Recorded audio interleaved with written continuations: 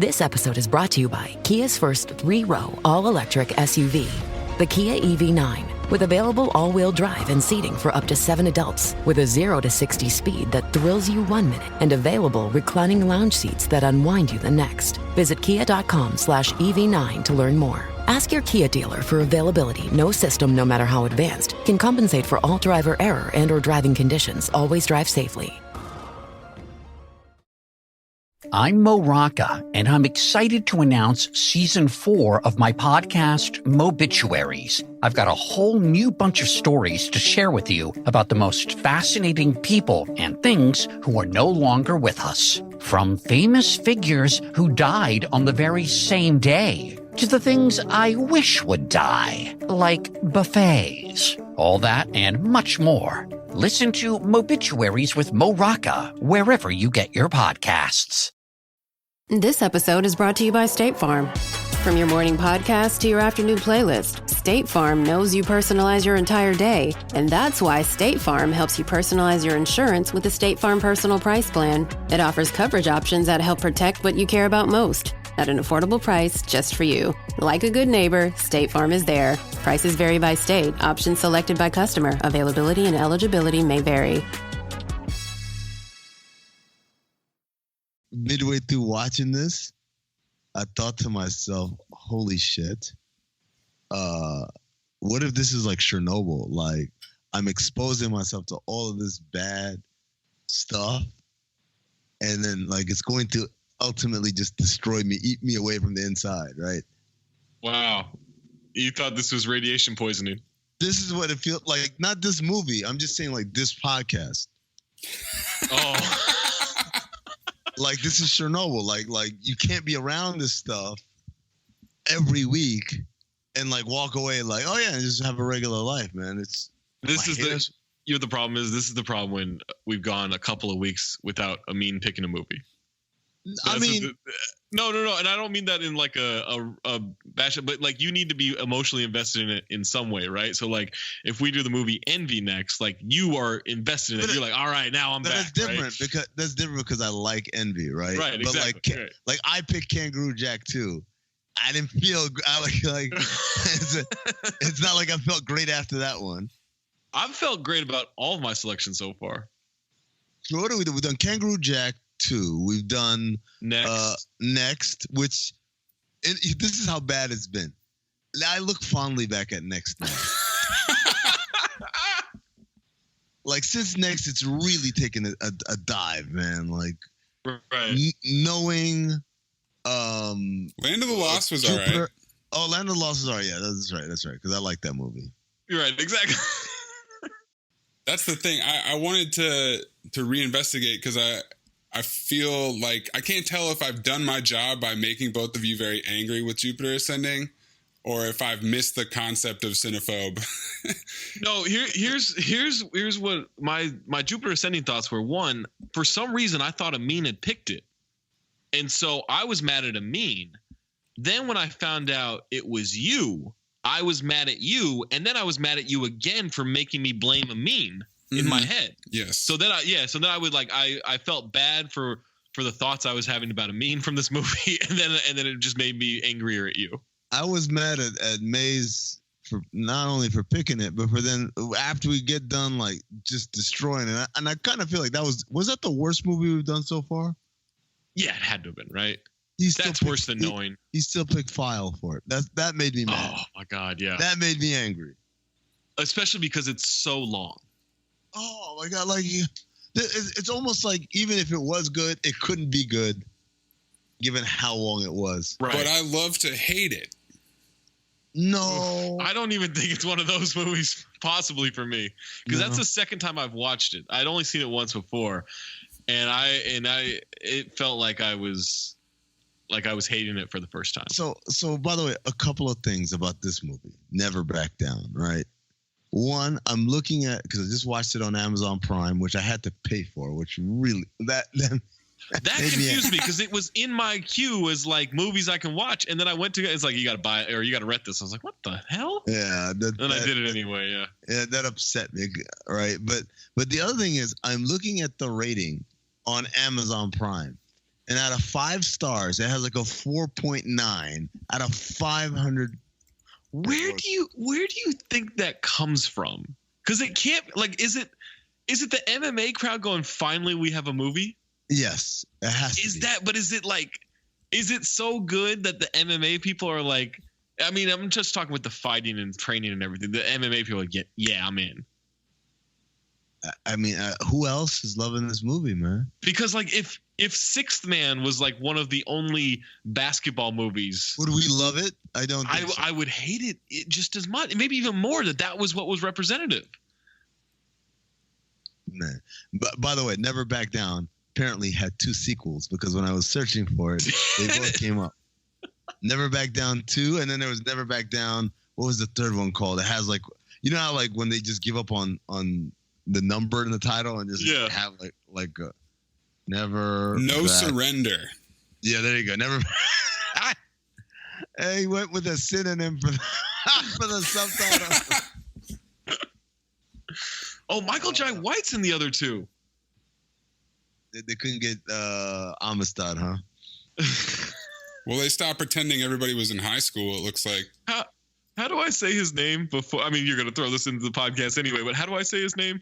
Call him Amistad, man. Can I call him Amistad? That sounds racist. That is racist. Yeah, all right. His name is Jean Rock. What's his name? Jean Roca. Yeah. Which is, I don't think is a Senegalese name, Roca, but 1, 2, 3, 4, 5, 6, 7. I'm holding a mic in my hands, and now I'm talking all alone.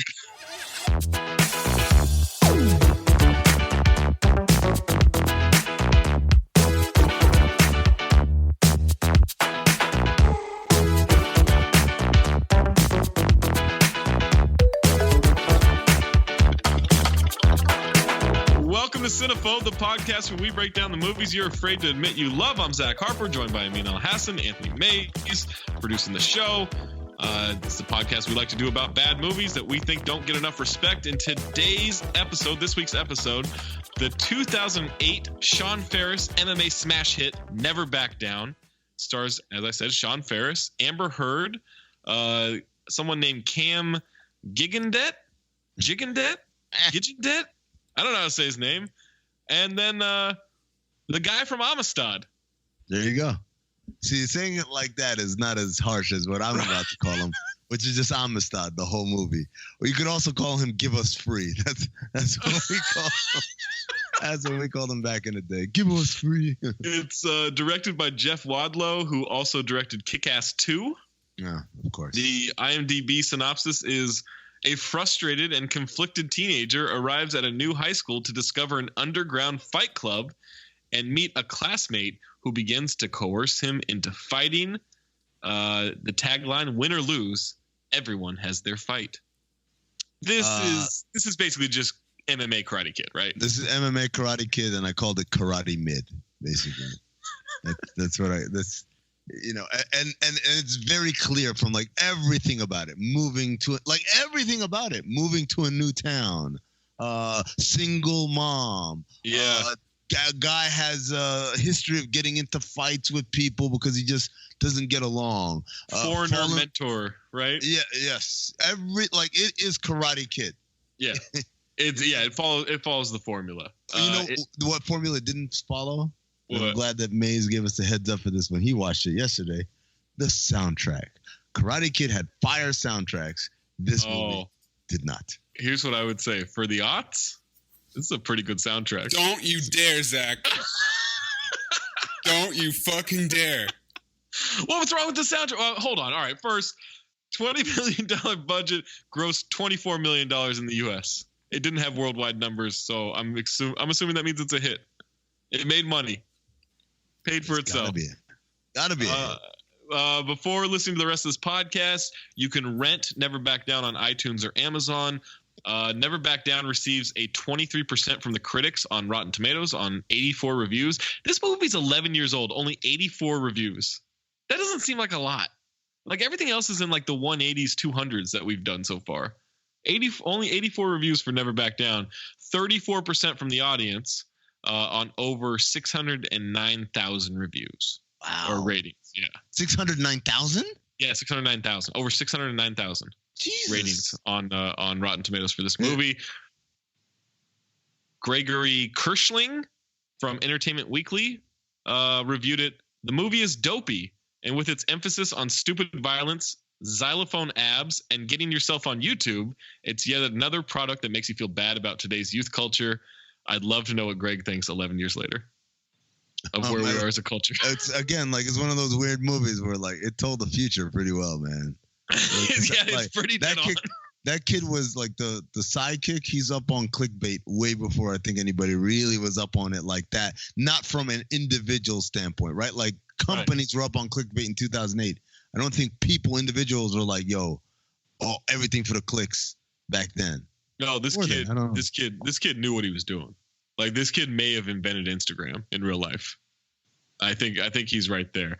I picked this movie because I had seen it a lot. It used to be on movie channels, and it was just on a lot. And this is probably like the fourth or fifth time I've watched it in its entirety.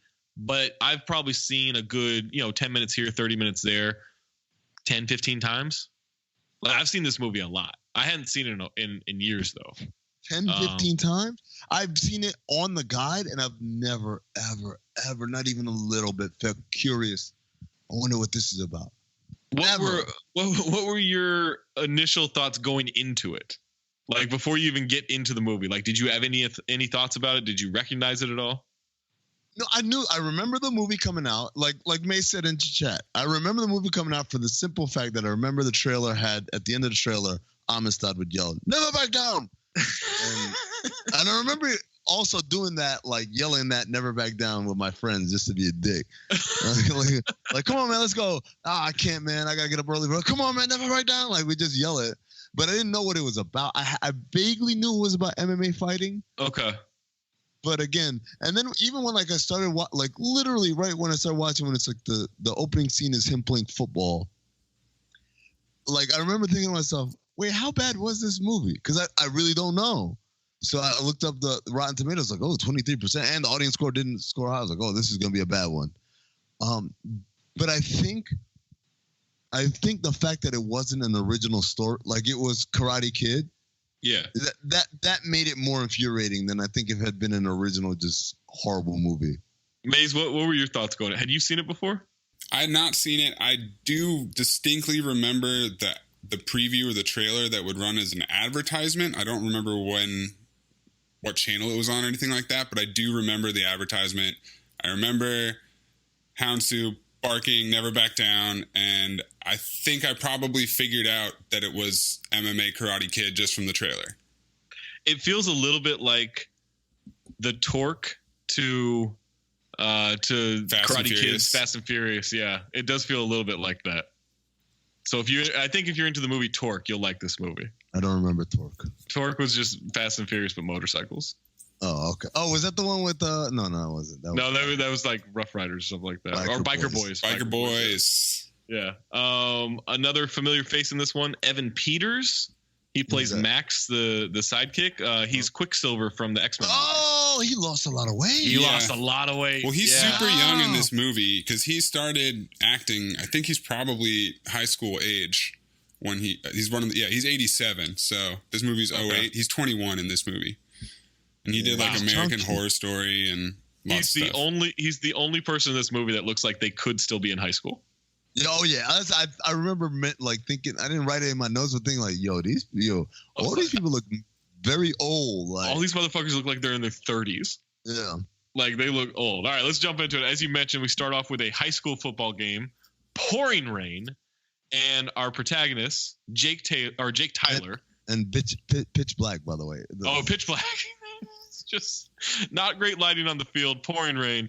Jake Tyler is playing linebacker. He's making plays. He's talking shit. Guys are getting mad that he's tackling them, even though that seems to be the whole point of the whole football game, right? And as he's dominating this game, the opposing coach sends somebody in to get him out of the game. And he gets tackled. And he says something like, "Too bad your dad couldn't escape the sauce." Paul, the sauce will kill you. That's what the guy says. It will. It killed his dad. So his dad, we find out his dad was a drunk who died right off the bat. And you know what that leads to? A huge brawl. Yeah. A huge brawl. Last game of the season. After the game, we find out that Jake is moving to Orlando immediately. So before that, so they're in the locker room and like everyone's kind of cleaning up and stuff. And the guy, one of his teammates, hey, we're going to go to Harlan's, whatever. You going to come with us? And I put in my notes, did y'all do this in high school? Did y'all all go out to the same, like the Max in Saved by the Bell? Did y'all all go to the same spot as a group that everybody from school went to? Did y'all do this in high school? Because I certainly didn't. But then again, I grew up in New York. So there were like 8 billion different options for us to eat and drink at. That we didn't have to go to the same one little diner or whatever. Yeah, I would say there was a rotation of like 5 or 6 places that groups would go to, but not like everyone's going to this. But after the game, you're like, we're going to the Max, and then like 12 of y'all would show up or whatever. Oh hell no, nothing like that.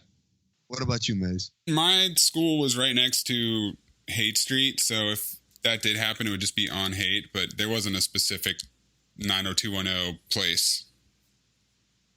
Okay, so if you're listening to this, let me know. Because sometimes, here's the thing, what I've discovered. I used to watch movies and think, yo, like, where does this ever happen? Then as I grew older and traveled more, I would go to places and realize, oh, it's just like in the movies. Like, for instance, and this is going to sound silly, but like the concept of houses with front lawns and picket fences and paper boys. Like, I thought that was just a fabrication. I did not realize that there were vast swaths of this country where that's how people was living. Well, they are in Iowa. Yes, which I later on noticed. As I said, imagine living in because he's upset about having to move to Orlando. He comes home, and his mom and him get into an argument. He's like, I don't know why are we moving, blah blah blah. And then I realized I didn't know where they lived until after he moves to Orlando, which is where they're moving because his little brother is a tennis prodigy apparently and is going to a tennis academy on scholarship. And so when they get there, he like opens the U-Haul and looks at his brother and says, I could close this up right now. We're back in Iowa in like whatever hours. And I said, imagine living in Iowa and thinking Orlando was whack. How fucking dare you? Right. I think Orlando's a swamp, but come on, it's not Iowa. Look, it's not my number 1 overall pick, but beggars can't be choosers. You're from Iowa, right? Like the moment he goes into school and he sees all of these young what's just like what, right? Like I imagine Iowa was the farthest thing from his mind because I've been to Iowa, by the way. Trust me, you ain't missing much. I noted a little exchange in the locker room after the whole like, hey, we're going to this place. Where he mentions he's moving, he's got to pack up, and they're moving and all that stuff. And his friend says, "Who's going to keep you out of trouble?" And Jake playfully responds with, "Who's going to get you into it?" Oh yeah. And I wrote, "Haha." Playful banter. Oh, I put sexual innuendo on that. So we fast forward through the trip and everything, and now we're at an Orlando high school. We've got Jake getting acclimated to school. He eats lunch in the football stands, and after lunch, he starts walking back, and he happens upon some fighting under the stands where we meet Max and Ryan McCarthy, who are Max is the sidekick. Ryan McCarthy is going to be the villain of this movie. And Max is getting his ass kicked. But as Jake breaks it up, who's that guy? Dude from Insecure. Right, that's what it is. The dude from Insecure. The fast talking friend of Chad. Chad. Chad, there you go. Chad. Yeah. Chad is in this movie with cornrows. Cornrows, right. Yeah. And ripped, dude. Yeah, but like tiny. Yes, but he's like tiny ripped, right? He's tiny in Insecure too, but he's just not in shape like that. Like right. So yeah, he's beat the shit out of Chad is beating the shit out of Max. Jake comes in, punches him. Then Max punches Jake, like, "Hey, I got this," and everyone's like, "He's got this." Gets to stepping, and so now we know that these guys like to fight. This isn't a bully picking on someone. This is just like, oh, by the way, Ryan McCarthy, the villain, is overwatching all of this with a very kind of like satisfied look on his face, his arms crossed, and what we will learn later in the movie is a permanent squint. He's squinting the entire 2 hour and 11 minutes of this movie. So our main characters are our hero, Jake Tyler, played by Sean Ferris, a.k.a. Tom Cruise's illegitimate son. There you go. That's what I kept thinking, like, yo, this dude looks like Tom Cruise. And then we've got Cam Gigandet, who I call not Paul Walker. Yeah, that's fair. Yeah, there you go. Yeah. That's fair. It's Paul Walker if he couldn't open his eyes, if he just was sleeping the whole time. That's what's holding this guy back. Like, Paul Walker has a whole career of having his eyes wide open. Wide open eyes, though, baby. Yeah. Wide open eyes. Open eyes, open bank account. There you go. That lane is open for dude now. I mean, or it was. I don't know. For Cam Gigandet or whatever the hell his name is. Slid right into that Fast and Furious. Just open your eyes, bro. Just open your eyes. I can't. At worst, you're a stunt double. Like, it could have been there. So now we go into class and we are introduced to Amber Heard and her character's name, Baha Miller. Okay. So first of all, I wrote, they cast this dude to be a teacher. The teacher, it's an English class or history. I don't know. They're doing the Iliad, or maybe it's English, but they're doing the Iliad, right? Homer's the Iliad. And the teacher, like, no. If this dude was your teacher in high school, you would absolutely, like, tell your mom and dad, and then they do a background check to see how many children this kid has molested in his life, because it's just no one looks like that. So then I was thinking to myself, was that the dude who won the part? Like, they had a bunch of people audition and like, you know what? I like this dude. This the dude? Or did they say, I'm looking for a pedophile looking my teacher? I mean, it is Florida. True. Right? So, it's Central Florida at that. So he's, because of course, Jake Tyler is a troubled youth. He's daydreaming, whatever. Teacher says, Mr. Tyler. And I said, no teacher knows a student's name in day one. No, of course not.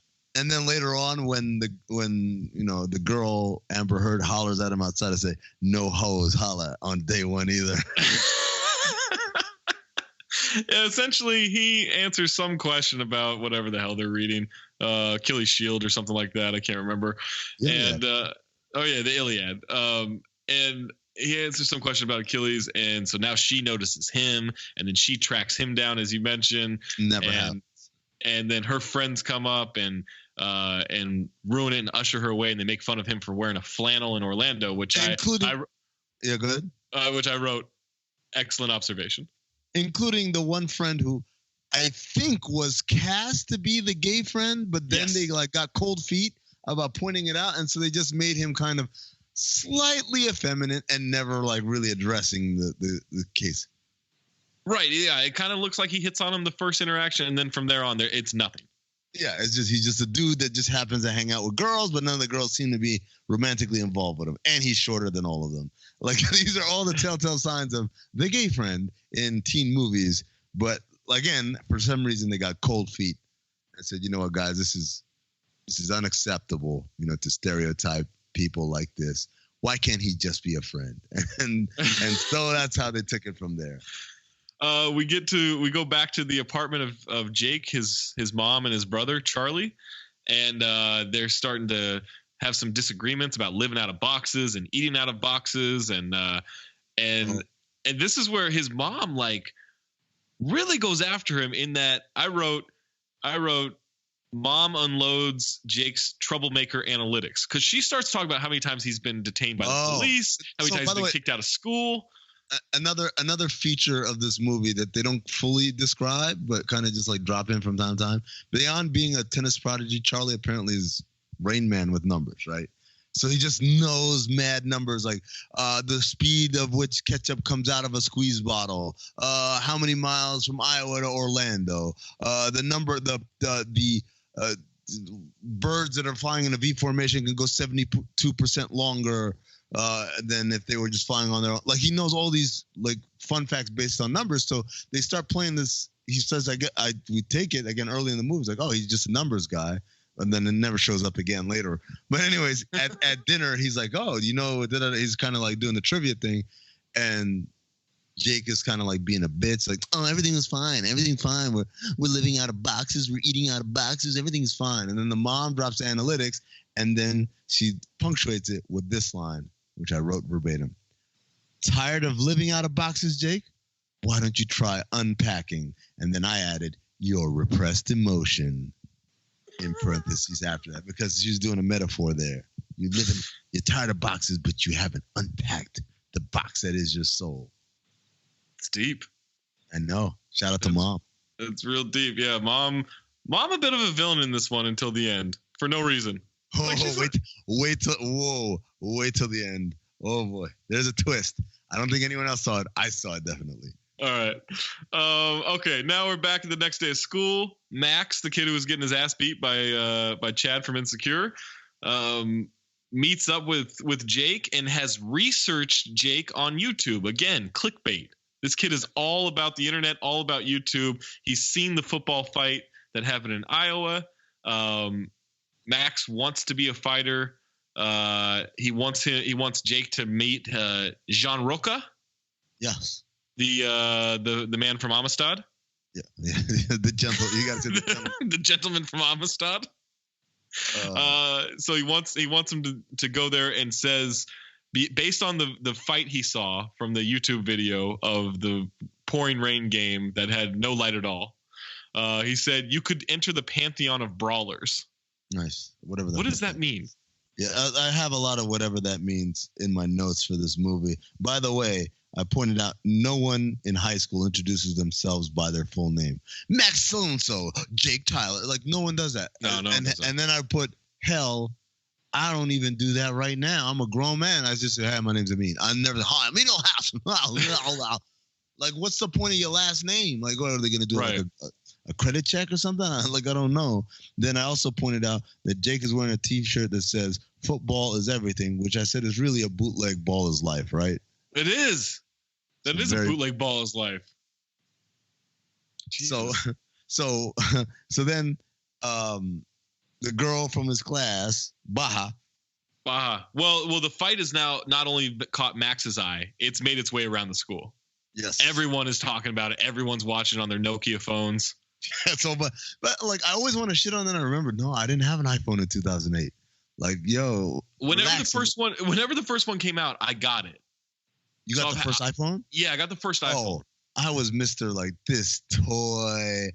I got a BlackBerry. I'm a grown ass man. Oh, see, I never did the BlackBerry one. The BlackBerry was a wonderful thing. You could text without even looking at it because you knew where the keys were, man. It was like BlackBerry, yo, man. Like, they dropped the ball in ways that they should have never, ever, ever lost it. Anyways, 2008 was this weird year for cell phones and the internet, though, because I think we talked about earlier when YouTube was invented on this pod, but they're not on YouTube. They're on like random video websites. Yes. Some of the websites they come up with in this movie are just completely absurd. Oh, you mean like realfightsforreal.com? that old thing that flows right off the tongue. Look, you know what they look like? They all look like, if you guys ever remember, man, and for the younger ones, you guys aren't going to remember this. There's a website called E-Bombs World. E-Bombs World, yeah, absolutely. Every website in this movie looks like E-Bombs World. It does. By the way, I went to realfightsforreal.com. Yes. It is being held as like a domain placeholder, and all of the searches are related to this movie. Nice. Wow. All so the similar searches, brought up this. It's like never back down. Rights. Yeah, the beat down, all that shit. So someone's trying. Someone's waiting for this Never Back Down series to cash in. So, anyways, Baha invites him to a party. Said, "Hey, you should come to this party." And he asked the dumbest question of all time, like, "Are you gonna be there?" And the not so gay friend then points out, yeah, she just invited, which I like. Like, I'm glad that someone did it because I would have done that if I were there. Yes, she just invited you to a party that she doesn't plan to be at, right? Right. So he goes there and comes back home, and he's all like, unlike the day before, day 2, he's invited to a party on day 2, comes back home, smiles, in a good mood, and I put, pussy got him in a great mood now. That's my note. Then he prints out the directions on Mapquest, which that felt nostalgic right there. Again, I wanted to go off. Then I remembered in 2012. I still had like a separate GPS device for when I was scouting, because there were no such thing as like Google Maps or Apple Maps or whatever. And I realized, wow, that is such a recent development, and yet now it is ubiquitous. It is one of the most ubiquitous apps ever, right? The idea absolutely. That, like we all use this thing to tell us where to go, and it's on our phone, not on a separate device, and definitely not printing it out and looking at printing out Mapquest directions used to be such a futile kind of exercise, man. I mean, it was so disappointing. It was disappointing, and the pressure to pay attention. When you're driving and you look, you're going through notes. It's like, and you're going through notes. And if you had someone navigating for you by reading the notes, you're like, hey, you paying attention? Right? Yeah. Like there was some real, they're like talking. I'm like, yo, when do I turn, motherfucker? Like, oh man, what a time. Yo, it's crazy because there are like people who are legit adults right now that they didn't live through that. Right.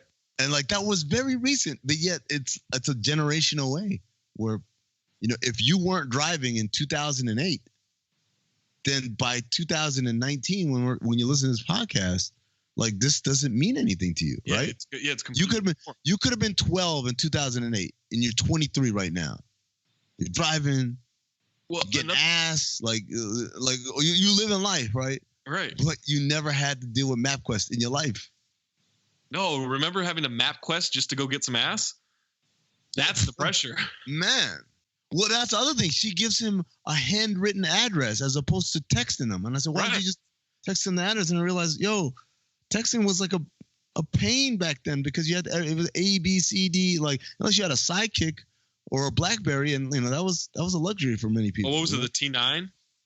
T9, man. Yeah, T9 where you had to go through. Man, dude, I had a T9 joke that people never got and people still don't get, and I'm gonna see if you guys get it. Right?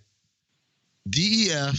TU, ABC, JK, space, WXY, MNO, TU. I mean, that's fuck you, right? Yes. Yeah. Actually, the longer one I used to go fuck yourself. I used to be G, MNO, space, DEF. But like I would do that joke all the time. People were like, what? I'm like, you know, like T9, right? Like, what? And I'm like, oh, forget it. And now nobody knows what the fuck that shit is. No, and it'll never matter again, right? Like we're the last T9 generation. The T9 textures. The T9 generation. Yeah, we're the T9 generation. All right, they go to this party. It is at a mansion like you would not believe. Oh my gosh. I got irritated, but then I was like, yo, that's every high school movie. You can't start doing this now. They all do it at a mansion. Yeah. So I let it slide, even though it was a ridiculous mansion. But my favorite thing is when he meets the antagonist. I won't call him the villain because at the end. Okay. But the antagonist, Mr. McCarty, whatever his last person is, it Ryan? Ryan, yeah. Ryan, yeah. So Ryan says, like, hey, you know, takes him around, like throws him a bottle of water because he's not drinking beer like everybody else. And they say, hey, you're from Iowa. Dan Gale, right? Like, and then they start sharing fun facts about the wrestler Dan Gale, who apparently like never lost. Gable. Or Dan Gable, whatever his name is. It never lost a single set or whatever. I don't know fucking wrestling terms. Match. Yeah, whatever. Like, da-da-da. And I just said, LMAO at Dan Gable facts at the house party with naked chicks making out in a hot tub in front of everyone. Right. Now, like, this is happening, and this guy's like, wait. My man's talking about Dan Gable over here. Hold on. He knows. And also, it reminds me of the Family Guy episode. Come on, Brian. A change of scenery is always good. Yes, I thoroughly enjoyed my trip to Nebraska.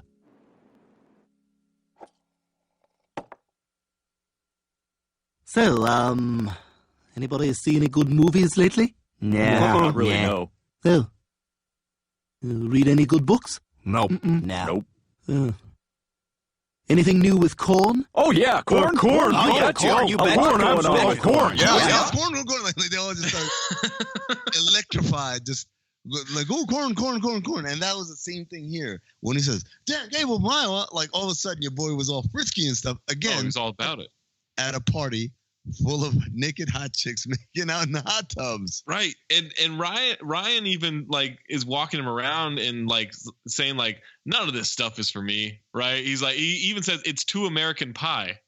Yes. Like which is very very self-referential like and then he takes him to the fighting ring on the lower lawn. On Lakeside. The real action is Lakeside. And so here's the thing that I love dissecting in this movie. And so now we have a montage of different types of fights, right? And so he's explaining like the different types of fights we have. And he goes, you've got girl on girl, and it shows two girls fighting. And he says black on brown, and you shows a Mexican guy and a black guy fighting, and right? I said, like I put that question mark, like. And it says, and of course, Battle of the Exes, and there's a girl beating up a guy, right? But here's my question: is there any conversation between those lines? Because those are 3 separate fights that had to be completed, and then new people come in. So is it just like we got all kinds of fights, like girl on girl, and then they watch the girl on girl, and then the Mexican guy and the black guy come up, and he goes black on brown, and then there's no talking in between, and then the guy and the girl go up there, and he goes, and Battle of the Exes. And then that goes like, what is the conversation? Because that makes it seem like a very fluid conversation that's happening properly, where like all 3 fights are happening at once. But that's not the reality of it. There's only one fight at a time. Is there just There's silence? Yeah, and then he just starts talking again. Yeah. Also, black on brown, huh? Like that. We're just gonna. That's cool. It is Florida. Also, when they said Battle of the Exes and the girl wailing on the dude, I was like, yeah, but if he backhands her one time, and now all of a sudden this movie took a dark turn. Yeah, like, it really is. I'd rather not. That's like this. 2 out of the 3 fights are very uncomfortable for me. Let me just put it that way. This scene made me think that the first rule of High School Fight Club is that you tell everyone about High School Fight Club. Right. Yes. That's before you realize there are consequences, right? So Ryan's like finishes the tour of the house, and it ends up kind of like in this little square that's overlooking the pool, and everyone's there and they're gathering, and he basically reveals that the reason why your boy was invited to the party was because everyone saw his video and how good of a fighter he is, and now Ryan wants to like assert his alpha male dominance and fight Jake Tyler in front of everybody. Jake Tyler doesn't want to do. He's like, I'm not gonna fight you. This is ridiculous. Why would I fight? Like, he's like any other regular person who is confronted with this. And to which Ryan says that we've got to give the people what they want. Yeah. And at that moment, I started to think to myself, when did I know Jalen Rose got it from the old is it OJ's or whatever song? The old song, got to give the people what they want, right? But I gotta know. Jalen Rose wasn't doing that when he was playing in the NBA. I don't remember any post-game interviews where like he scored 38 and like Jalen Rose again, like, well, you got to give the people. Like if he had been doing that, I'm like, oh, that's Jalen's thing. But now I'm thinking, did Jalen Rose, who at the time was still in the league or barely, he had just gotten done with his last year in the league, so he wasn't broadcasting yet. Did he watch Never Back Down? I mean, Jalen Rose's last year in the NBA was 2007. This movie came out a year later when he is trying to figure out what to do with his life post-playing career.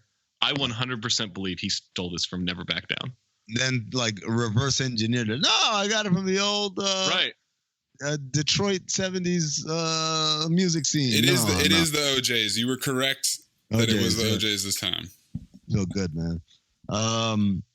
So he's like, I'm not gonna fight, and then he says like, if you want to be the best, you've got to take out the best, which is just like again, much like this movie's a bootleg Karate Kid, much like the T-shirt was a bootleg Baller's Life shirt. This is a bootleg way of saying to be the man, you got to beat the man, right? Right. Even though, but so I thought, man, like, yo, so you're calling this dude the man just because you saw a video of him fighting somebody, but then he finishes it with pointing to himself, like, I'm the best, basically. Right. So I'm like, so when Jake says, oh, I don't want to be the best, I don't give a shit, right? And then he says, so Deuce says, then why are you here at this party? And Amber Heard walks in. Baja walks in. My man, like, he doesn't point at her, but he, they do the thing where your eyes betray you and like look at her or whatever. And that's when your boy Ryan walks up to, oh, this thing over here, and fucking makes out with her. And she just stands there and takes it. And I wrote in my notes, damn, homie, in high school you was the man, homie. You tonguing down your boot. So now your boy wants to leave. He's like, all right, fuck this. This is messed up. You guys baited me to come here, whatever. And he goes out and another blatant ripoff of another movie. Ryan does the Back to the Future equivalent of, what's the matter, chicken? Yeah. And says, yeah, old man or whatever. Like he says something about his dad. He says something about his old man dying, yeah. From a car, from drunk driving. And so Jake turns around and says, "Nobody calls me chicken." He asked Jake why he was in the passenger seat and didn't drive. Yeah, like, drop the ball. I told him he dropped the ball, which I thought was a delightful. Like, if you're going to shit talk someone into fighting. Yeah, you really got to go all in on that. Yeah, like, that was delightful. So he snaps. We see these little flashbacks in his brain or not even flashbacks. By the way, I put in this. Why is this edited with jump cuts, the whole movie? Jump cuts, and it's a lot of montages. At one point, it's a minimum of 10 montages. How many montages can one movie have is a note in here. And at one point I wrote montage à trois. Because there was like four straight. There was one montage that had like 5 different storylines happening in the. There was a montage of his mom doing laundry. Right, chores. Like, she's doing chores. Like I thought it was gonna end with her finding something like under his bed or like, yo, what is this, young man? No. And then that's what we pick up. Nope, it was just showing that mom's getting her life on too. Yeah, cleaning up after you, dirty ass bastards. Anyways, so now they're fighting. Now they're fighting. Yeah. They're circled by all these high schoolers who are 30 years old. Bloodthirsty, by the way. Oh my God, they love nothing more. I'm glad I didn't go to high school in this era. Shit, man. Jesus, it would have been. Yo, man, I would have been like, yo, my ass is staying home. y'all out here trying to fuck each other up constantly. So the whole time Ryan's kind of messing with him, teaching him how to fight, right? Basically saying like, hey, we don't box anymore. This is about MMA. We mix it up. So he's like kicking his leg and weakening the leg, and he's just kind of playing around with them, like just batting the ball of yarn with his paw. Yeah. And he's giving him like just these lessons and throughout, and he says, now for the bad news, it's got to end with you looking like a bitch in front of everyone. Oh yeah, like he came with the bitch word real early and real often in this movie. Yeah, he says it a lot. He calling people bitches left and right. I was like, this. But it also was 2008. Like you could say, like you call anybody a bitch in 2008. Well, I just thought there would be consequences and repercussions because he called his boys bitch. You guys acting like bitch. He's the best fighter. How could there be consequences? But there's 7 of them though, man. Like someone's got to hit him over the head with a tape. In the words of Steven Jackson, you better put a name and an address on that bitch. You can't just send it out to the world. So Ryan basically knocks him out with a kick to the face, but Jake gets up. And Max this whole time is filming it. Are you gonna play-by-play this fight? Like, I think he kicks his ass. He kicks his ass, but he keeps getting up, and Max is like, "You're insane! You're insane!" Like he's like showing how tough he is. What a friend Max is. Oh, I have that several times here. Jesus Christ! Yeah, I'm getting my ass beat. You're fucking filming it so you can post it online. This is where I wrote this movie is a 2-hour affliction T-shirt. That's a good line. All right. So, are we done with the fight? We're done with the fight. He's gotten his ass kicked. It's over. Now Max helps Jake get home. His brother sees that he's been beat up, and then we get the rare recovery montage. Yes, a recovery montage with music, and this is where the soundtrack really fucking kicks in because many of these songs are songs I've never heard in my life, including one where the lyrics were, "Some days we're gonna rise up on the wind, some days we're gonna dance with lions." And I was like, what the fuck does this song mean? I mean, seriously. It's a good soundtrack. No, Zach, it's not. It's really not. No, let's not. Let's not because there's a point towards the end of the movie where there's a song that is recognizable that comes on, and I just started dying laughing. What? But that's when I got chills. I know what point you're talking about. I got chills at that point. So, you need to go to the doctor. So check this out. Yeah, see, that means you have a fever. So now, mind you, when his brother finds him, his like ribs are broken. Like he's like, he like tries to reach over for something and he can't because his ribs hurt. He's got a cut on his eye and his nose is busted and all this stuff, right? And so Max tells him, yo, let's go see Amistad in his gym, right? So they go to the gym and say, whoa, you got to take the shoes off. He takes his shoes off. Motherfucker ain't wearing no socks. He wearing sneakers. He wearing like some Asics runners or whatever, but no socks in Orlando in the summertime, right? Or at least when it's sunny and hot outside. Fucking gross. I would have had him keep the shoes on at that point. But then he just runs right in and he's ready to do everything. I'm like, bro, what happened to your broken ribs? Because I've had a fractured rib before. You don't want to do nothing. You don't want to do nothing. I've had broken ribs. It takes a very long time. Oh, man.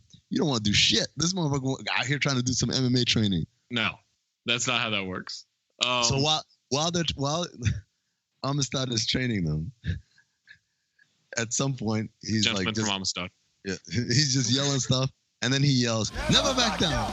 And all I could think of was the Family Guy episode where Peter gets excited every time they see the title of the movie in the movie. Boy, I usually only get this excited when they say the title of a movie in the movie. I'm telling you, these drug dealers represent a clear and present danger to the United States. He said it. He said it. All I'm saying is, what if this is as good as it gets? There it is. There it is. The only way for me to solve this crisis is to be Superman 4, The Quest for Peace. Oh, that's why they call it that. I don't like take kindly to this sort of thing. I'm a family guy. So now, all right. So he's training him.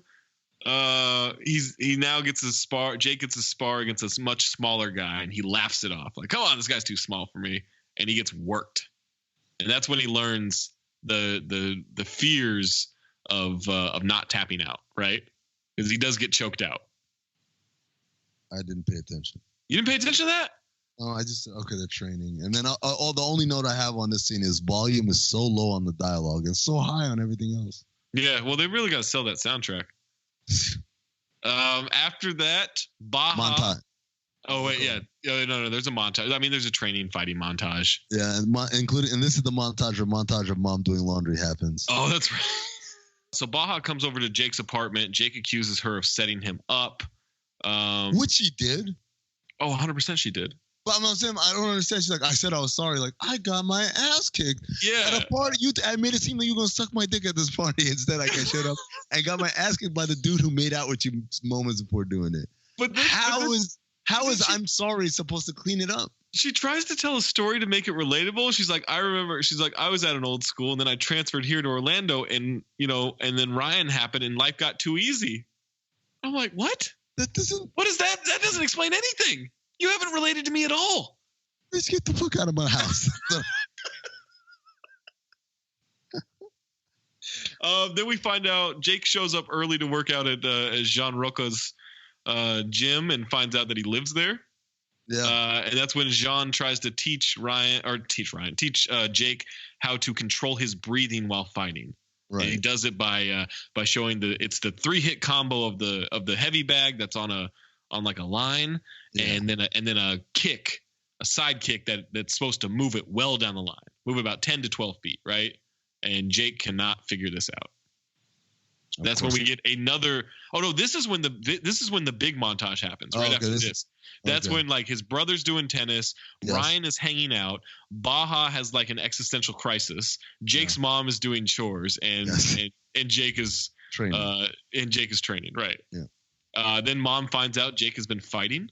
Oh, by the way, we forgot. There's a rule that Amistad has at his gym. All the fighting you do happens in the gym. You don't fight outside. Don't take the fight outside. If you fight outside, you're kicked out. You're expelled from the gym. You're out. Yeah, absolutely. And so mom finds out Jake's been fighting. She admonishes him. She bans him from going back to the gym. And then we get another montage. We get a montage of Jean waking up at the gym. I put Jean's homeless ass wakes up at the gym and has a self-training montage of all these different moves with a heavy bag and basic ground training. Yes. Now we go back to school. We get Jake and Baja in this group project with this third guy. They get in a fight. Then Baja goes to Ryan. Him and her. Right. That group project. Yeah, the group project. So that character's name is Vocabulary Guy. That's. Nice. And once again, all I could think of is Amin going, nerds. But like, I'm just thinking about like, yo, are you an actor? Yeah, I've been in a couple of movies. What movie you been in? Oh, let's see. I was in the 2008 movie, Never Back Down. Oh yeah, the MMA fight. Yeah, that's right. Who are you? I put a guy in the classroom. Did you have any speaking lines? Yeah. Oh, what was your character's name? What? vocabulary guy. No, I mean, I get that's the guy he did, but like, what was his name? Like in the script, vocabulary guy. Well, go ahead and get my car from like valet dude. But no, it's I like the fight that she has with him. She's like, she calls him a dick, and he's like, "You set me up." He's like, "Yeah, but I said I was sorry." Like now it's you. Now you're being like, wait, what? This woman makes no sense. Yeah, I mean, she's a high school student. Is she? Well, all right, fair. So then she goes over to Ryan and breaks up with him over the fight with Jake. And she tells him the only time you're happy is when you're hurting people. He then grabs her arm. Jake confronts him. Ryan throws another shot at the dead dad. Yeah. And this leads to Jake going far too hard at fighting practice, as I wrote. And Jean starts telling him to control his emotions and then kicks him out, says he needs to cool off. And that's when Jake says, "At least I have a home." Oh, okay. So that's the line. All right. So yes. So he says, go home. You need to relax. You need to go neutral today or whatever. And he says, "At least I have a home." And to his credit, Amistad has a comeback ready. He says, then go to it. Right. I mean, but that was a very calm, diffusing way of like, yeah, take your ass home to your mama, bitch. At least I fuck my bitches over here without people knocking. Oh wait, I gave away a spoiler. All right. That's later. And so now we get well, not really a montage. It's a flashback of the night his dad died. And they're sitting in traffic. He's sitting in traffic with Max, and this Hummer behind him is full has a bright yellow Hummer, has 3 guys in it. They're honking. So Jake gets out of the car because he's enraged. And he goes and beats the shit out of these 3 guys while Max gets out and films it. Because what are friends for? Look, man, I get it. That's me punching that ticket to go fight 3 guys, right? But if that happens, you got to, at worst, try to defuse the situation. Or just be a lookout. Be a lookout, right? Or at best, you got to join in and help me. Pulling out a camera doesn't do shit for me. And especially when, like, by the way, it's not like Max is some nerdy AV kid. No, he's trying to be a fighter. We're introducing him as he's fighting beneath the bleachers by the football field, and he goes to this gym also and trains as well. For someone who's all about the fight game, he seems way more all about the clout. Just gonna throw that out there. Way more about the clout. So he uploads that shit to the internet, and we get a people watching this fight montage. Realfightsforreal.com. Realfightsforreal.com. Again, it is a placeholder in real life if you want to go check it out. Jake goes back to the gym the next day. His hand and his knuckles are all bruised and fucked up. Yeah. Now, Amistad is on the other side of the gym, on the floor, grappling with another student, teaching him, and sees this dude's knuckles from, I'm talking about a mile away. Yeah, I mean, it's the other side of the gym. And there are people in the middle, and he's on the floor in the middle of a grapple and instructing someone. Drops the dude, comes over here and says, "Take off your gloves." He's like, "Nah, man." I'm just like, "Take off your gloves." Pulls out the gloves. The knuckles are all bruised. Evicted. Ejects him from the, like, get the fuck out of my gym. Fought outside the gym. That's a rule. You can't do it. Then he goes. Is this when he goes home and he goes home and we think the little brother got in a fight and the mom blames Jake and says to Jake, so the little brother has a black eye. What happened? I got in a fight. The mom says, "See, you're such a bad influence on your brother. We always fighting. You want to break things. Don't you think I want to break things sometimes?" And then she picks up a plate and throws it against the wall. Chucks it against the wall and sees the scared look in Charlie's eyes, the younger brother, and then says, "You want to do it?" It's not the scared look. It's like, that bitch crazy. Like, because it just didn't make sense. And it wasn't even, her voice wasn't a hysterical level. It was like, it was, I'm going to recreate it right here. Jake, you can't just go on breaking things. You don't think I want to break things? You see what I'm saying? It's like, I'm annoyed with your child, but not hysterical. You're perturbed. Not hysterical to the point where you're destroying flatware. And then, like, the kid looks at and says, "Well, this is crazy." And so then she tries to clean it up with, like, "Charlie, would you like to do it?" And he's like, "You want to throw a plate?" So then he throws his plate, which, by the way, had food on it. Right? Yeah, bitch, you just wasted food. And then it turns into this kind of like, ha ha ha, we're having fun. We feel better. Don't you feel better? I feel better. Da, da, da. And then she drops the ultimate mom line. But I guess I got to clean this shit up. I'm like. And then we learned Charlie didn't get in a fight. He got hit with the ball. He got hit with a tennis ball. He just said he got in a fight because he thought it sounded cooler. Yeah. And then she turns around and guilts Jake anyway. See? Like, he didn't get in a fight. What are you talking about? Right, exactly. That's what I wrote. This kid's not going to make it. Like, how are you in more trouble now than you were before when they thought he was in a fight? So he leaves, gets in the car with Max. Max, at this point, I've written down, this dude stay licking his fingers. Have you noticed how many times this dude's licking his fingers? Yeah, it's a lot. And then like, it says after pound it, right? Knuck it up or whatever.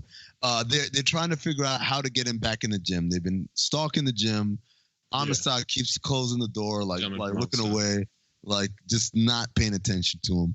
And then they figure, okay, we got to wait till he like leaves the gym and goes to like supermarkets. So they stake him out, find him at a supermarket, goes in their bags, like gives him this life story about how nobody gave him a chance and all this shit, starts training again. And guess what that means? Montage. Another fucking montage. Oh my God. Montage à trois. That's why I wrote, how many montages can one movie have, including, by the way, and how many things can one movie rip off? Rocky III, Racing by the Beach. Yep. Yeah, we get into that, and that's when we get the story of why Jean is always at the gym and it's always open. It's because his younger brother, who was a more skilled fighter than him, got shot and killed after a bar fight. Caused a rift between. He was at. Yeah, he was at. He was with his brother. They got in a bar fight, but his brother was the one that got shot. His brother was also his father's favorite, and so when he came home, his father basically disowned him, and so he moved from. By the way, they were Senegalese living in Brazil. Don't ask me why. Is that not a thing? I mean, I don't know. It might be. I don't know, but it just seemed very like they couldn't find a Brazilian actor, and so okay, let's make it a Senegalese dude who grew up in Brazil. Well, he was hot from his role in Amistad at the time, right? No, Amistad was like a decade before that. Was it? Oh, okay. Amistad was like 99. Like, oh shit, I don't know why I thought it was like 03, 04, something like that. No, Amistad was. Yeah, no, Amistad was a while ago. Okay. So now there's a point where. Okay. But so I just want to include one point. So he teaches Jake that you can always change your position in a fight, right? It's all, you just have to find a way, but you're always able to do that. And then Jake, for some reason, decides to be a good brother. He goes to Charlie's tennis match. Oh, yeah, it was weird. And yells from at the crowd. And it is the worst delivered line in the entire movie, where he just stands up and yells, "Hey, Charlie, I thought you wanted to go to Wimbledon. You got this." There's no emotion to it. Yeah, and the umpire says, "Shut the fuck up." Right. Yeah, plus it's a tennis game, and you just don't talk at tennis games at all. No one cheers or says anything. So it's very awkward. Yeah, and the mom goes, "That was subtle," or something. And then Charlie starts kicking ass, of course, because that's all he needed, right? Like, just to be reminded, oh, that's right, Wimbledon. I didn't want to do that. So then Jake stalks Baja, and they apologize, and they kiss. And then Mom... I said, why would he apologize? And I wrote, power of the P-U-S-S-Y. Things you'll do. And then the mom tracks down Jean Roqua. Okay. Oh, boy. Here we go. I'll let you take this away, man. Here we go. So she goes there and confronts him, like, are you training my son, Jake Tyler? And he says, yes, he's a very good fighter. And she says very sarcastically, oh, what every mother wants to hear. And Amistad fixes it by saying, he's a lot more than just a very good fighter. Like, it was just so instant and like right on his feet. This dude is quick with it, right? The idea like, no, you didn't let me finish. He's more than a good fighter. And then I don't know. Did y'all not feel sexual tension in that moment? Oh, they fucked. Right. Like, because when she says like, oh, just don't let him lose his teeth because I don't get dental for another 6 months. And I thought he threw her a rubber and it was like, or dental dam was like, here's your dental plan right here, bitch. No, like, that's 100% not what happened. Oh, okay. He gave her a mouth guard. Oh, well. You think he just had dental dam? Oh, my God. Laying around? I thought he was getting ready to nail her, man. You thought in the middle of his MMA fighting gym, he had dental dam. Hey, man. You don't have to get ready if you stay ready. I don't know what that means. If you stay ready, you don't have to get ready. You don't have to prepare if you're already prepared. All right. You know how many moms come through complaining about him training boys to pay his bills, as she put it? They come all the time. They leave. They come angry. They leave though. Yeah, not so angry. They just come angry and then they come happy. No, it's just. Well, I was trying to play off the line that he told her about, like, she said, "Oh, you just train angry boys to pay your bills," and he says they come angry, but they usually leave a lot less angry than they were. So I thought he was doing the same thing to the moms, like, yo, the moms show up angry. I'm feeling good about yourself. Okay, you know? And then you thought he tossed her a dental dam. Yep. Maze, at any point did you think he tossed her a dental dam? No. I mean, do you know what a dental dam looks like? No, I just figured it's like something that, the woman puts in her mouth so that you can have safe oral sex. I don't even think that's how you apply it. No? Well, all right, here's what I know about dental dam. It's from the movie Booty Call. Yes. Where he uses saran wrap instead. Saran wrap. Yeah. That's but I don't think you're supposed to put it around your head. I kind of think you're supposed to apply it to the area you're about to go to. It's just like a rectangular piece of latex. I got to be honest. I really didn't think we were going to talk about dental dam on this episode. Well, we got to spice it up one way or another. Never back down, Zach. Never back down. Come on. All right. Now we find out that Jake gets invited to the beatdown, the big tournament. But he declines because he decides that's what Ryan wants. No, and also because now he's been kicking it with Baja. Oh yeah, now he's got Baja an item. Yeah. And so he tells Max, "Yo, I ain't going to that shit." Like, what? It's da da da da da da da. And it's like, nah, man, we're just gonna chill here with the girls. And then he says, "Hey, I think Baja's friend been checking you out." Baja's friend, by the way, fine as fuck. Yeah. I looked and I said, "No chance Baja's friend is fucking with the sidekick. No chance. Zero chance." And he sits down, and his opening line of spitting game to her is, "So you play Xbox?" I was like, yo. That might be a very high school thing to say. I'm just saying, I could hear it from all the way over here. The sound of that pussy drying up. Like, completely. I actually thought Evan Peters improv that for some reason. It's possible. It wouldn't shock me. It wouldn't shock me if this entire movie was improv. All right. We go to Ryan's house, back to the mansion. Yeah. No. Oh yeah. No, not yet. Not yet.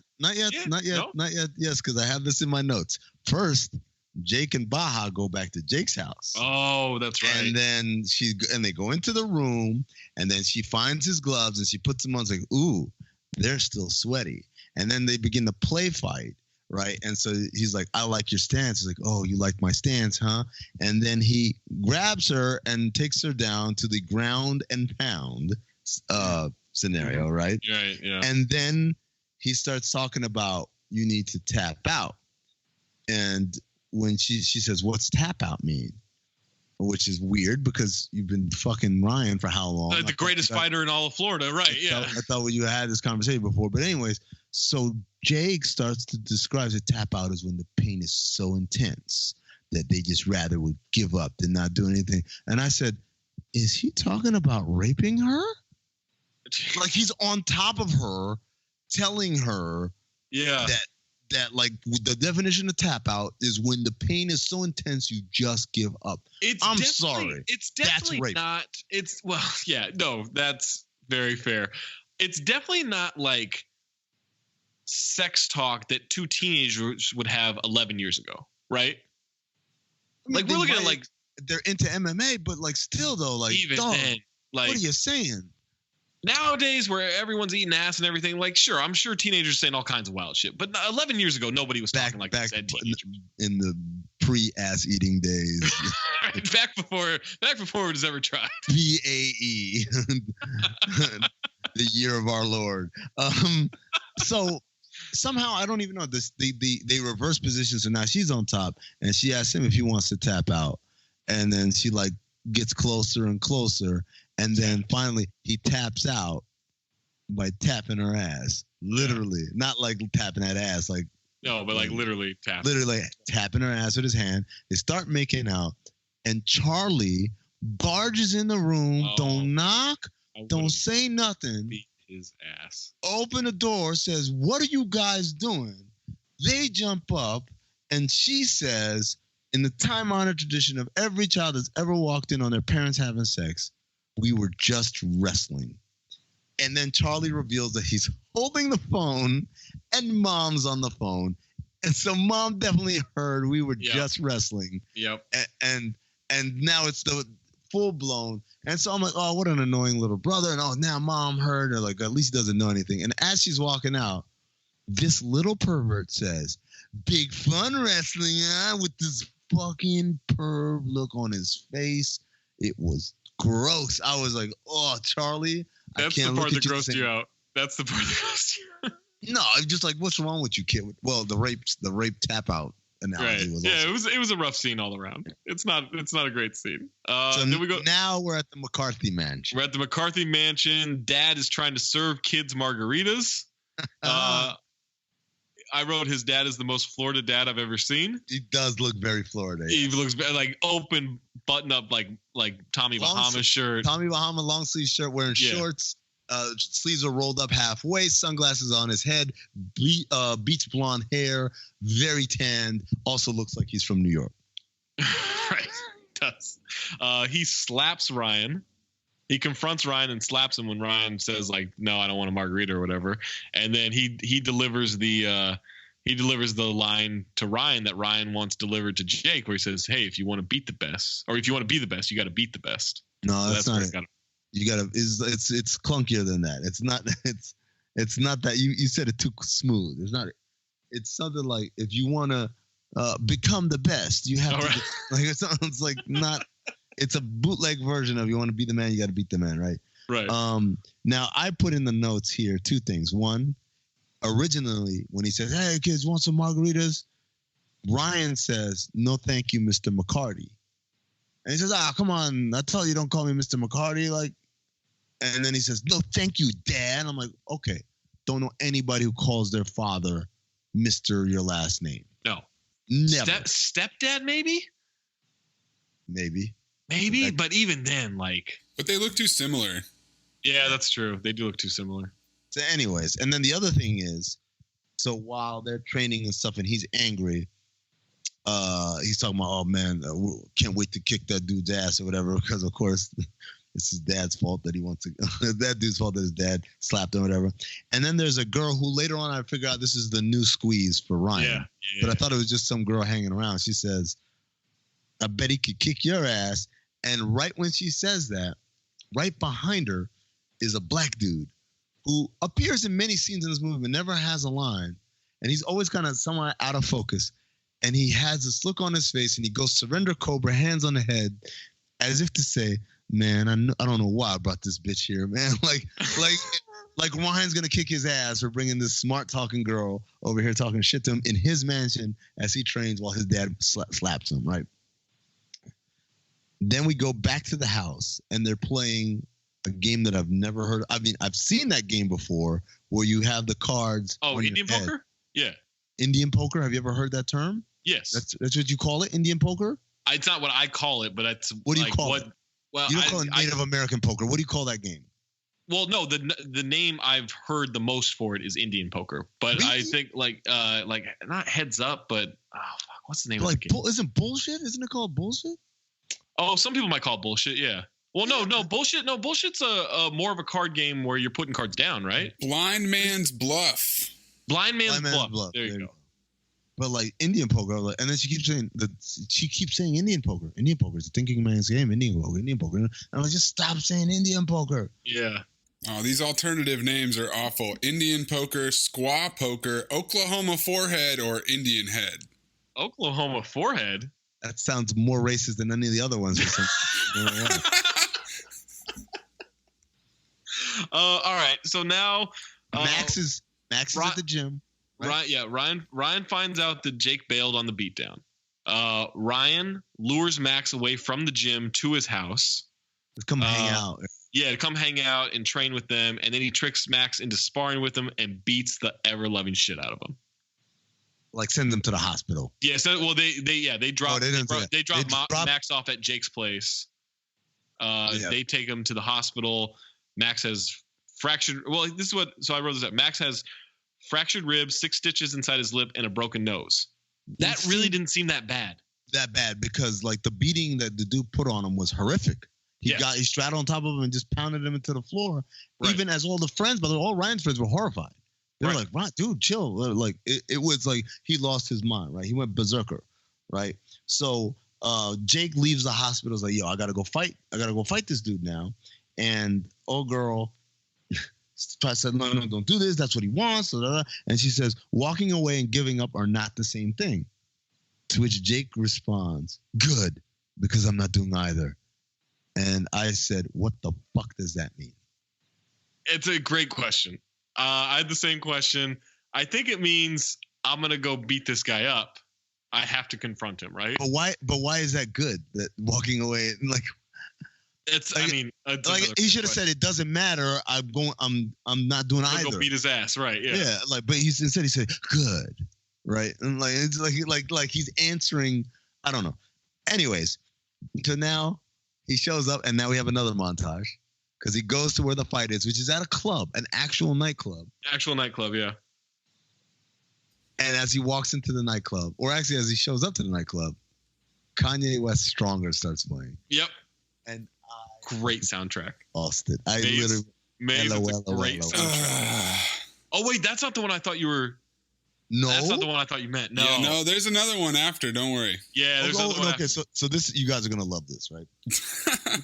We're getting to the part where you guys are going to absolutely love this, right? So Kanye West Stronger is playing. Go in the club. Now, MC gets on the mic and says, "All right, shut the doors. It's fight night," like, which is highly illegal. You can lose your liquor license for sure. Right. They're having for children to fight each other in this thing. But also, do you know who the MC is? No. It's Affion Crockett. You might recognize him from many sketch shows where he does a Jay-Z impersonation. Yes. I thought I recognized his voice. Yeah. I recognized his voice first, and then I'm like, "Oh, is that him?" And every time it would be a close-up of him, he would either look away or they kept cutting. And I'm like, "What the fuck is the deal with that? Like, why? What y'all got against Affion, right?" But it's definitely Affion Crockett, right?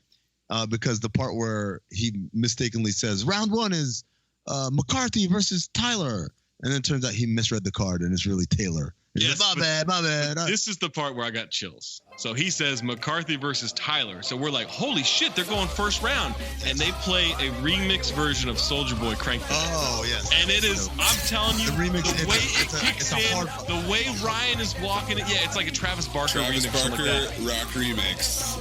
All right, the way, like, it just immediately kicks to that song. The way Ryan's walking in, like, just being a fucking douchebag as he walks, he's strutting and everything. Like, I literally, like, got chills. Like, I think that's the reason I liked this movie so much, is because you get to that part, and I'm fucking in. Like, it's the surprise of those two going off in the first round that I like that song. Fuck you if you don't like this. I like that song. It's a cool remix version. It reminds me of the scene in Neighbors where they do the big party and you get your freak on Black Keys remix version. I don't know if you remember that, but it's just a different version of that song. I don't like rock. I generally don't either, but I like those two. So he comes in and he's hugging girls, and he hugs this black girl, and the black girl swoons. And I said, "I'm sorry, this dude dancing with no rhythm, giving you a hug would not make no black girl swoon." Sorry, that's just a little bit of a stretch to my imagination right here. Yeah, and then we find out it was supposed to be Taylor, not Tyler. So Taylor comes in. Yeah. So now this is the part where earlier, Zach, you texted Amin, "How much more time do you need?" Yeah. Oh, this is where you were? This is where I was. I didn't see the text, not because I was so engrossed in the movie, but as soon as they went from Tyler to Taylor, I fell asleep because I could not watch it. No, I fell asleep because you know what you missed? I woke up when they're in the parking lot. Ryan puts on a fucking show to the point where I put Ryan is the And One mixtape of MMA. Like, you remember that Chappelle Show sketch where it was like, what if And One had other sport? Like And One bowling and stuff. And One bowling, And One baseball. Yeah, this is what that was. Like, he is just fucking putting on a show. So here's what happens is they move up the brackets. Jake breaks his ribs in one of the fights. While he's icing his ribs, Baja shows up. They're back together. Ryan moves on to the finals, but he gets disqualified because right before he wins, for no reason, he gouges this guy's eye out. Okay. Once the ref sees the eye has been gouged out, he DQs him. Then I like how there's a ref in this, like, let's lock the doors nightclub where we're going to have high school kids fight. Right. And then you missed a great moment where Tyler gets up. He goes to fight in his semifinal. Jake goes to fight with a broken rib. And there's a guy with a mohawk. And when he finds out, he asks the ref, wait, where's McCarthy? He goes, oh, DQ'd. And so the fight starts, and Jake immediately drops to the floor, taps the floor. He's done. Because all he wanted to do was fight Ryan McCarthy. That's how they end up in the parking lot. All right. Okay. Great moment, man. It seems to me that he could have just fought him and not even gone to this tournament. It does seem like that. Like he kind of did a whole lot of registration and check-in and like for no reason. So now they're confronted in the parking lot. They start fighting. The crowd empties into the parking lot, and throughout their entire fight, there's just a guy off to the side. It might have been Chad from Insecure. There's just a guy the whole time yelling, "Overhand right, overhand right." Yes, I heard the coaching. I did not know who was coaching though. I'm pretty sure it's Chad. I don't know if there's any detail, but I have details of the knockout blow. Okay, real quick. He gets kicked in the ribs again. Jake gets kicked in the ribs, and we see the impact via X-ray. Yeah, that was terrible. That was terrible. I kind of liked it. They did that like 4 or 5 times, Zach. Yeah, I liked it every time. Shows the impact of it, you know? Fighting. It's dangerous. I think I figured out your tactic. You just lie. You just choose some things that you're going to say that you like, and you just lie about them. I wrote there are a lot of backseat drivers in this crowd regarding the fight. Yes. A lot of people just throwing out things that they think he should do. Ryan gets him in a chokehold. We get a flashback montage of people Jake cares about. It apparently helps him breathe. His whole life flashed before his eyes, Zach. His whole life that we saw in this movie. Yeah, that's true. Whole life. And then we get to the knockout portion. So to flashback when he's in the gym with Amistad and he's trying to teach him that move. He says it's all about breathing. You got to breathe. Kick the bag, right? Kick the bag, right? And so here he starts breathing, and then goes right, left, right combo, and then kicks him. And when the way he breathes, goes so much, he goes right, left, right. I'm like, this is Karate Kid 2, where they're all holding that little doll that has the thing with the. Oh yeah, I had one of those. And then he remembers, oh, it's like the doll, so I just got to hit him right, left, right. So that's exactly, he does a Daniel Russo in Karate Kid 2 when they're in Okinawa or whatever. He breathes, slow motion, right, left, right, kicks him in the face, knocks his ass out. Everyone cheers. Everything's lovely. And then the next day, shows up to school, and as he's showing up to school, he sees Ryan getting in or getting out of his car. They lock eyes, and rather than Ryan saying, "I'm gonna fuck you up, you embarrass me for everything," there's like a little respect nod there, like, "Yo, man, you did your thing." And I won't lie, I kind of like the idea that, you know what, this kid's not so bad. He was just really competitive, even though he got the eye gouging would have thrown me off if I'd known that. Like because the last thing I knew there's no reason for it. Like, he is dominating this guy. He just decides to gouge his eye out. The last thing I knew about him was that, okay, he got slapped by his dad, and then he has a temper tantrum, and then he beats up Max as a result, and now he's in this fight, and so I was like, oh yeah, it makes sense. Like, we're not all bad. We're like, you know, just dealing with our own shit at home. Now, I know the eye gouges, dude. No, fuck this dude, man. There's no mutual respect, asshole. I'll kick your ass again. Not to mention, you used to abuse my girlfriend. Like, if Baja's your girl, this dude used to was manhandling her, man. What you doing? That's all fair. And then your boy Amistad goes back to Brazil. Gentleman from Amistad, he goes back to Brazil to go see his family for the first time in 7 years. End movie. A couple of things. A couple of little news and notes trivia from the so the actor Cam Gigandet, or what is it? Gigandet? Not Paul Walker. Not Paul Walker. Squinty. His name is misspelled on the iTunes. On the iTunes synopsis. I noticed that. And then also he has a real black belt in Krav Maga in real life. Yeah, I figured the same thing I thought about Amistad is like, yo, like if you learn this just for this movie, man, that's pretty impressive. There has to be some sort of background in some martial arts for some of these guys because they're very fluid and it didn't seem like there was any stunt doubles or anything like that. There wasn't because Sean Ferris, Jake Tyler, broke his L3 spinous transverse process when the gentleman from Amistad body slammed him in this movie. Imagine breaking like something that, like your back, basically. Yeah. For such a terrible movie. God. The guy who wrote the movie, Chris Howdy, was inspired to write the script after his then teenage son showed him YouTube videos of fights taking place at his high school.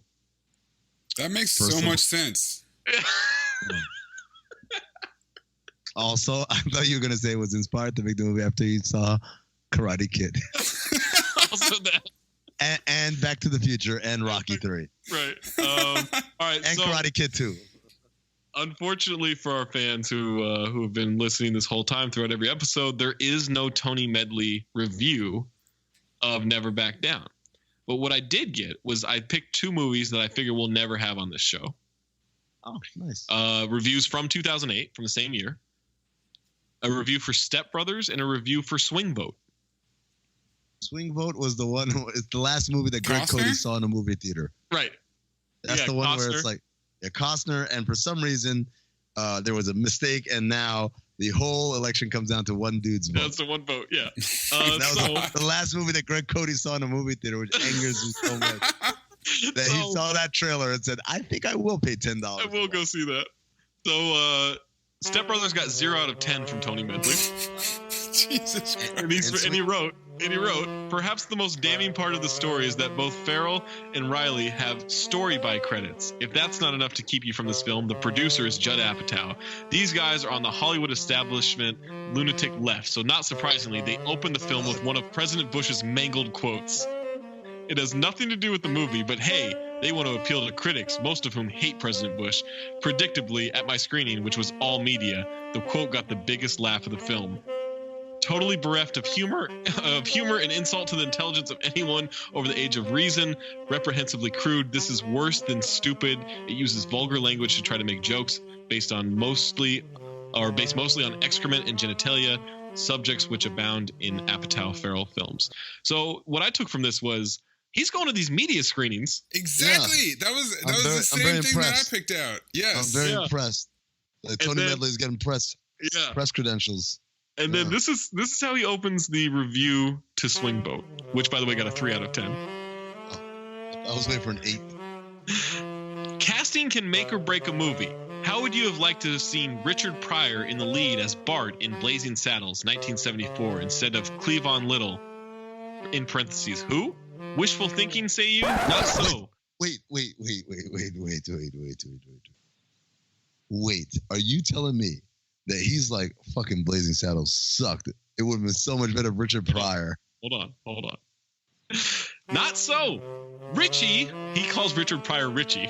Richie was a writer on the film and auditioned for the lead. Mel Brooks, who produced and directed, didn't have the courage or judgment to hire the then unknown Pryor, so the film, with ineffective Little, was relegated to a relatively unmemorable film.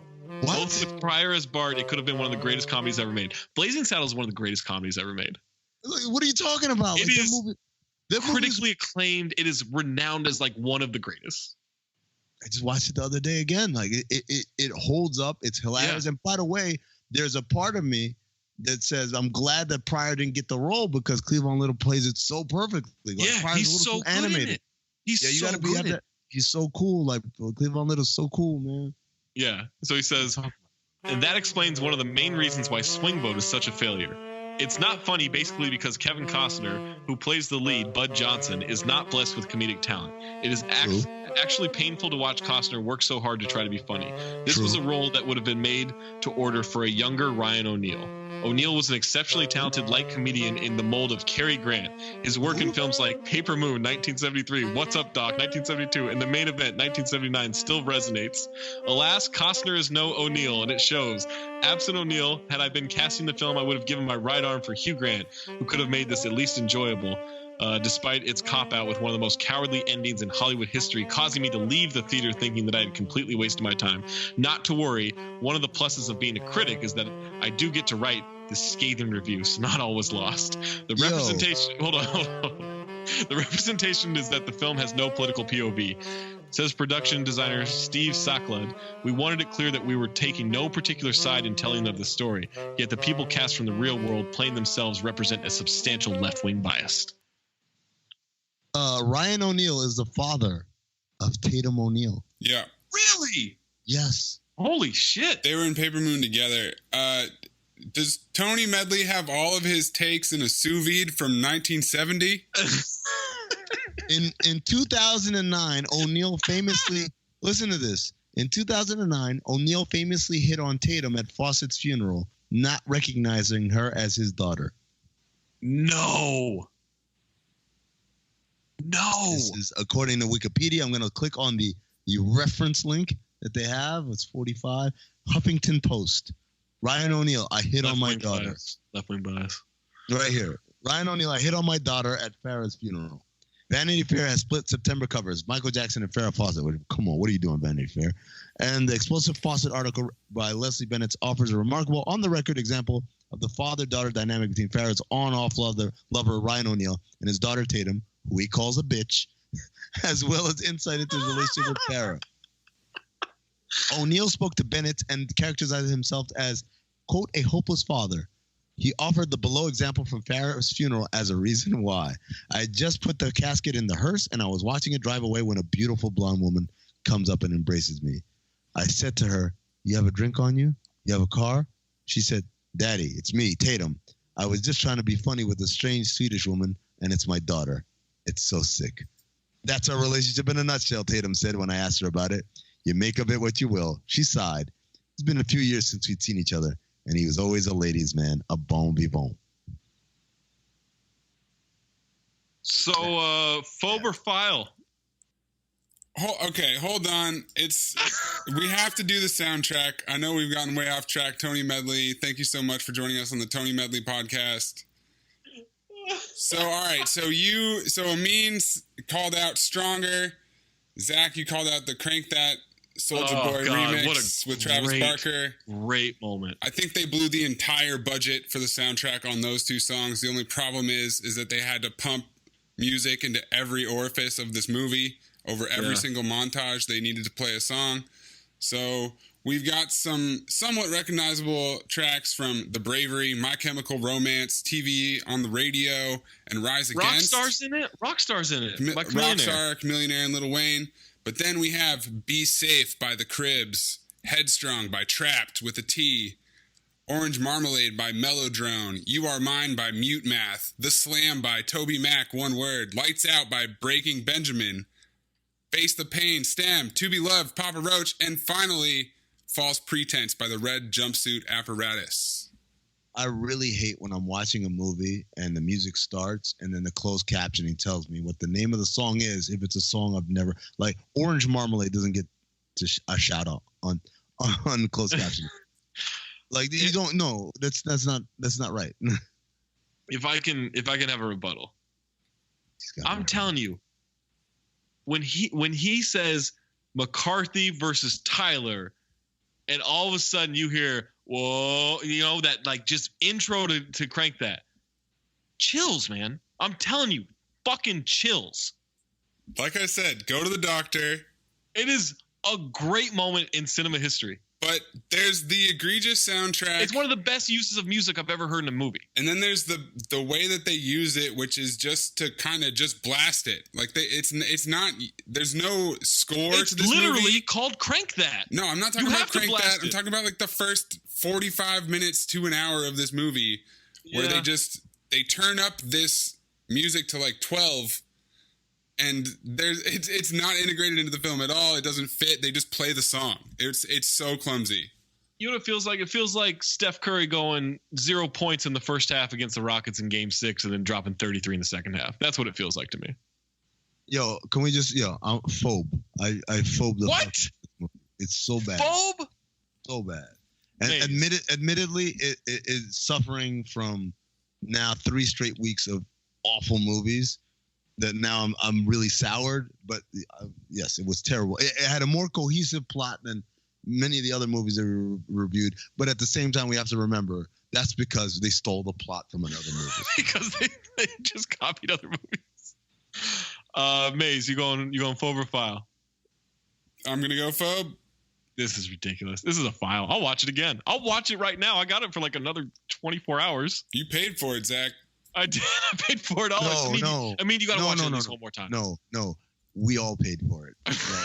And I don't mean money. We like, this is like, again, I started by this pod by saying it was Chernobyl. It is Chernobyl. By the way, one last thing I want to point out on my notes app here. You know how the title of the note is always the first line that you write? Yeah. And so now I'm reading through and I'm seeing like basically what I've called each one of these movies. So this movie was called Wow, This Soundtrack. Jupiter Ascending was called Not My Telescope. Knowing was called No Chance Any School Went to Those Lengths for a Time Capsule. Land of the Lost had Land of the Lost on it. Is Nicholas the way you spell it? That was next. And then finally, it's animated. That has been this episode of Cinephobe. Thanks for listening. Thanks for subscribing to our Patreon. Be sure to tell your friends about all that stuff. If you want to drop movie suggestions into the Discord, there's a Cinephobe channel. Amin has the pick next week. Hopefully he can bring himself out of this rut. Mr. Magoo. Never back down. Come on. Never back down.